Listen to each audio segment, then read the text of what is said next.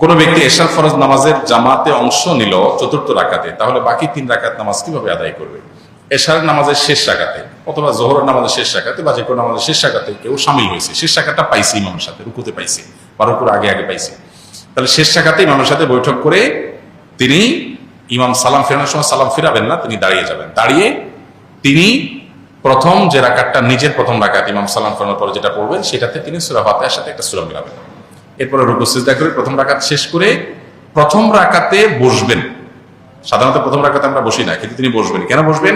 কারণ সিরিয়ালে এটা তার দ্বিতীয় রাকাত, ইমামের সাথে একটা রাকাত পাইছে, এটা এখন সেকেন্ড রাকাত, সেই হিসাবে এই রাকাতে বসবেন। তাহলে পরপর 2টা বৈঠক হবে, একটা ইমামের সাথে বসছে আর একটা নিজের। এরপরে আবার দাঁড়াবেন, দাঁড়িয়ে সূরা ফাতিহার সাথে সূরা মিলাবেন, কারণ তার প্রথম 2 রাকাত মিস হয়েছে ইমামের সাথে, যেগুলো সূরা মিলানো ছিল সেগুলো এখন তিনি আদায় করবেন। সো এখানেও সূরা ফাতিহার সাথে সূরা মিলাবেন এবং এই রাকাতে তিনি আর বসবেন না, কারণ সিরিয়াল এটা তার কত নম্বর রাকাত? 3 নম্বর রাকাত। দাঁড়িয়ে যাবেন, দাঁড়িয়ে সূরা ফাতিহা পড়বেন, এর সাথে আর সূরা মিলাবেন না, শেষ রাকাত 3 নম্বর রাকাত তার। এবং এরপরে তিনি এই রাকাতের শেষে বসবেন, কারণ এটা তার চতুর্থ রাকাত, ইমামের সাথে একটা পাইছে, নিজের 3টা। এরপর সালাম ফিরিয়ে ফেলবেন, যথাযথভাবে তার নামাজ হয়ে যাবে ইনশাআল্লাহ।